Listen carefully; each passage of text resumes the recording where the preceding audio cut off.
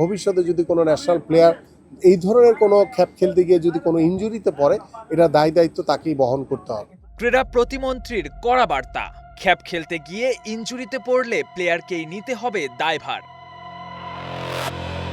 সম্প্রতি জাতীয় দলের কয়েকজন ফুটবলারকে দেশের বিভিন্ন অঞ্চলের স্থানীয় টুর্নামেন্টে খেলতে দেখা গেছে।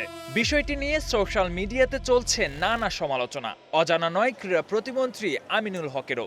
নিজের চোখেও দেখেছেন জাতীয় দলের খেলোয়াড়দের স্থানীয় টুর্নামেন্টে খেলতে।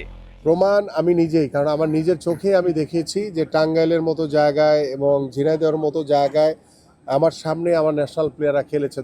ইনজুরি প্রবণ মাঠে জাতীয় দলের খেলোয়াড়দের খেলতে দেখে ব্যথিত হয়েছেন ক্রীড়া প্রতিমন্ত্রী। তাই বাফুফে ও খেলোয়াড়দের উদ্দেশ্যে তার প্রশ্ন, সরকারের দেওয়া ক্রীড়া ভাতা পাওয়ার পরও কেন এমন পদক্ষেপ? আমার কোশ্চেনটা হচ্ছে সেই প্লেয়ারদের কাছে, এবং আমি বাফুফের কাছেও প্রশ্নটা রাখবো যে যেখানে আমরা খেলোয়াড়দেরকে পেশাগত স্বীকৃতি বাবদ আমরা ক্রীড়া ভাতা প্রদান করছি, সরকার তাদেরকে মাসিক ভাতা দিচ্ছে, তো সেই ক্ষেত্রে খেলোয়াড়দের খ্যাপ খেলতে যাওয়াটা কতটুকু সমীচীন হয়েছে?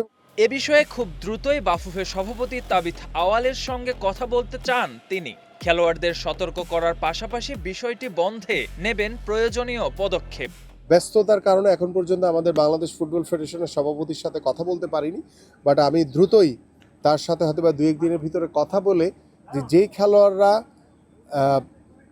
বিভিন্ন জায়গায় গিয়ে তারা খ্যাপ খেলেছে সেই বিষয়টি তারা নজরে এনে তাদেরকে সতর্ক করা।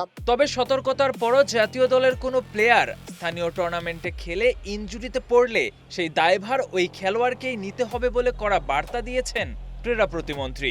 এখন দেখার বিষয় তার এই নির্দেশের পর বাফুফে ও জাতীয় দলের খেলোয়াড়রা কি পদক্ষেপ নেন।